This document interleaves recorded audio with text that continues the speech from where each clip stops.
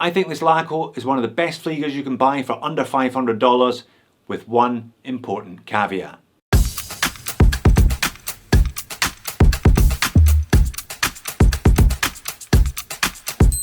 Hello and welcome to Just One More Watch. I haven't actually reviewed all that many Fliegers on the channel over the last 5 years, which is a real shame because I think they are fantastic. They're just not nearly as popular as dive watches or chronographs or even non-Flieger style pilot's watches. Classic designs, either Type A, Type B, designs that haven't changed in nearly 100 years now. These watches were first developed back in Germany in the late 1930s.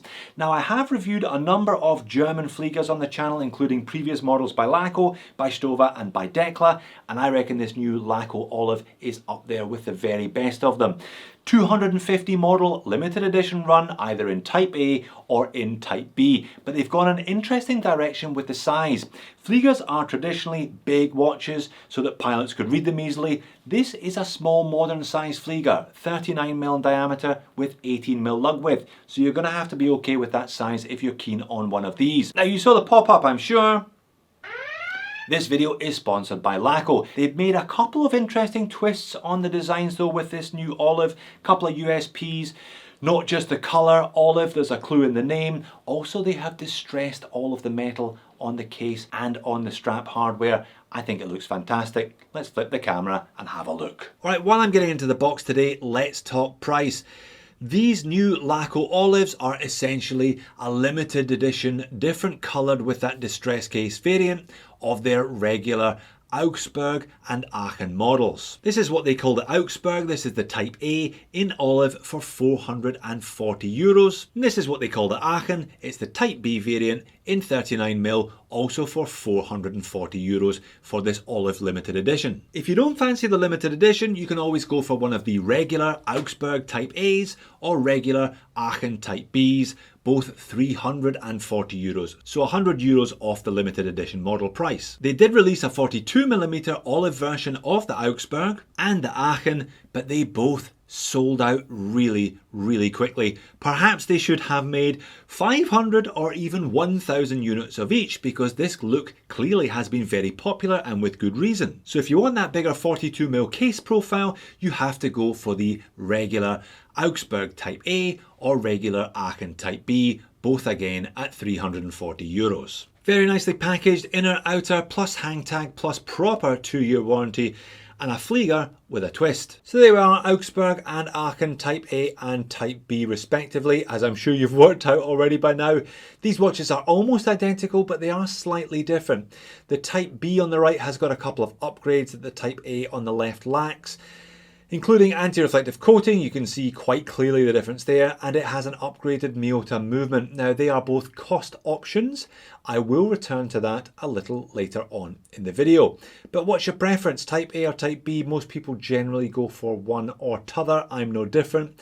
I'll let you know what I prefer at the end of the video. I've actually reviewed the Laco Aachen on the channel before a few years ago, and I said at the time it was the best budget Flieger. Not a lot has happened in the interim to change my mind. And these OLIV limited editions just add a nice twist to a look that, as I said, hasn't really changed in close to 100 years. Now the two models may be quite different in terms of the dial layout and the handset, but in terms of the dimensions and the specifications, they are identical. I've already given you a couple of the dimensions, haven't I? 39mm in diameter, 11.7mm thick, with a compact 46 lug to lug, so definitely a compact wearing Flieger if that's your style. 18mm lug width, and on this supplied excellent riveted leather strap, this one weighs in at 77 grams.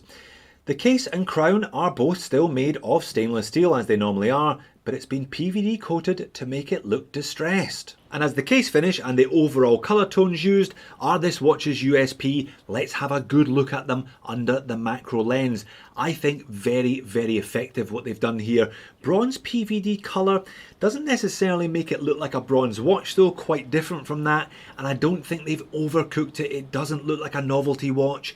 some of these out of orders and spinnaker wrecks that I've seen in the past that don't just look old, they look like somebody's thrown them at a wall repeatedly. That's not this. It's a much more convincing kind of gentle pop mark finish to the case, to the crown, and also to the hardware of the leather strap. Look, I get it. Not everybody is going to be into this. Not everybody's going to want to buy a brand new watch and have it look like it is many, many years old. But I think it works with a Flieger because the design is many, many years old. I think the colour of the strap they chose to go with this olive dial and that distress case is just about spot on as well.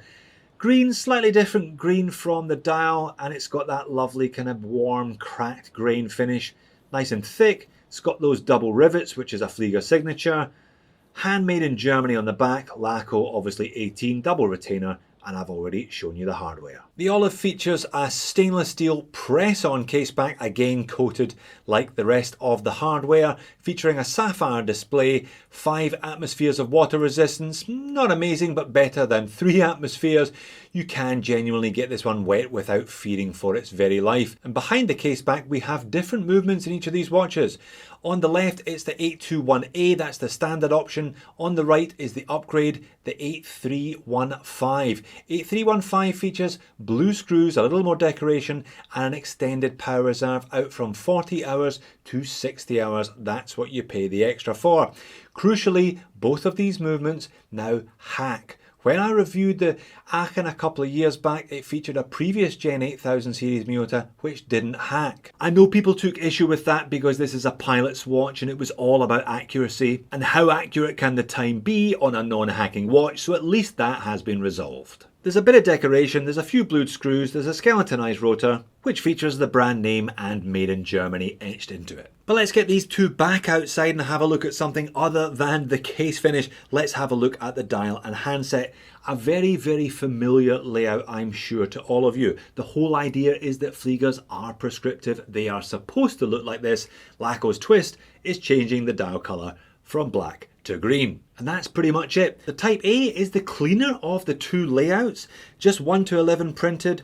Flieger dials are more often than not printed. The Type A has more room to breathe because it is the simpler of the two dials. 1 to 11 in Arabics, the classic triangle and double dots at 12. Laco in white above the pinion, made in Germany, squeezed either side of the Arabic at 6. And big minute markers around the edge for legibility. The Type B has a bit more going on with 5 to 55 in Arabics around the outer edge and a second ring with 1 to 12 slightly further inboard. And there's a nice bit of depth to both of these watches when viewed at the angle, even though they are less than 12mm thick.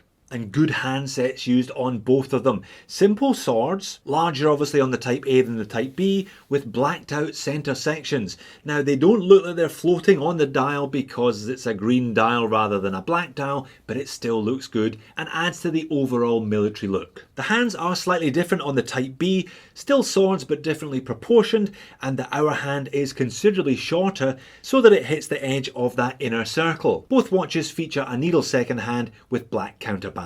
And that's it. Both simple, both nicely done. The only real twist here is that olive green colour. But one thing I have noticed about Fliegers over the years is the fact that they have printed dials means they often have great lume. And these two are no exception. C3 Superluminova old radium style. Obviously you wouldn't have a Fotina case without Fotina colouring on the hands, and it actually does really, really well here. Initially the glow is pretty fantastic from both of them. If I turn the speed up you can see that the dial markings fade first, but that the hands, the hour and the minute hand on both of the watches still perfectly legible at the end of the 20-minute test period, which I usually take to mean about 4 or 5 hours of human eye equivalent. And if you like a compact Flieger, this one wears very well indeed. You can see a little bit of blue AR coating in my studio lights, then disappears. You get a nice oblique angle of the dial there. 46 lug to lug, nice and compact and less than 12mm thick, pretty flat on the wrist. And I'm glad they went for 18mm lug width on this particular model.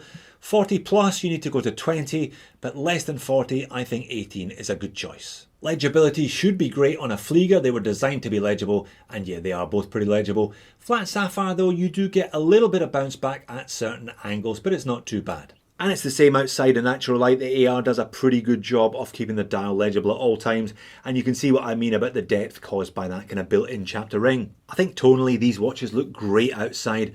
Fotina old radium style lume, the olive dial, That distressed case finish, the green strap, the rivets, everything just comes together nicely, and it looks really good with that plant backdrop, doesn't it? The whole thing kind of blending into that natural environment. On wrist, they're both very compact and neat watches to wear. Nice set of small dimensions. Little bit of downturn from the lugs of the case also helps it conform to the wrist nicely. 77 grams, not a lot of weight at the end of the day, let's be honest. And the pocket shots to finish, and you know what? I even colour coordinated to match the watches today again. I've got no problem at all with a 39mm watch. I think it looks good on my wrist and my overall size. The question is 39mm the right size for a Flieger? Moans and niggles, well look, it is a shame that the 42mm olives have sold out already, because I think for some people 3918 might just be a little bit too compact. I am a total Goldilocks these days when it comes to watches. It's either a bit too big or a bit too small or a bit too light or a bit too heavy. But then again, we are so intimately connected to these objects that a millimetre matters. And I think a millimetre matters nowhere more than on the diameter of a Flieger. For me personally, I think a 41 sits best on my wrist. So yeah, maybe this 39 is just a little too small, but then again, that means the 42 might have been a little too big. Perhaps they will do an OLIV 2, another run of 250 or perhaps 500 next time, to open up that 42mm size to people who prefer a slightly larger Flieger, which Fliegers traditionally are. And I've got a couple of gripes with the Miyota movement. This one has a ghost date position, and you can still feel the ghost date clicking over there. I don't think they do an 8000 series without a date position at all. There's no NH38 equivalent. It's not a big deal, but it's there nonetheless. Now, I did say the Type B had a couple of cost options, those being the movement upgrade and the anti-reflective undercoating. And like a good German car, a trip to the options list on this German watch is going to cost you a pretty penny. Precisely €55 for the upgrade to the 8315 with its extended power reserve and extra decoration, and another €50 for anti-reflective undercoating on the Sapphire. €105 on top of the base price, nearly 20% on top of the base price. That's expensive. You're going to have to think about that, particularly as AR really should be included as a standard, in my opinion. And then there's the spinning. These things only wind in one direction, so they spin and they spin and they spin and they spin. Some people like that. I'm not a massive fan of it. You can occasionally feel it, and you can quite often hear it spinning. But a shift to a different movement would have made it more expensive or thicker, so I understand why they stuck with the 8000 series. But overall, I still really like the Laco, Aachen and Augsburg series of watches. €100 extra for this OLIV limited edition. Well, it's a limited edition, and I think it does add a couple of different twists to the standard Flieger format. But regardless of which one you go for, I think the printing on the dial is exactly as it should be, made in Germany. Flieger, if you're going to get a Flieger and history is important to you, then it really has to be German, and Laco as well, one of the 5 companies that were making them back in the 1930s, and today by far the most affordable of those 5 companies. So if history and price are both important to you, I think these Lacos are great. And oh yeah, before I forget, Type B for me every single time. So there you have it, the Laco OLIV, not the biggest Flieger that I've looked at, but definitely one of the very best. If you didn't fancy this model, check out their Aachen. If you don't quite have the budget for German, check out the Escapement Time. Thanks for watching, I'll see you soon.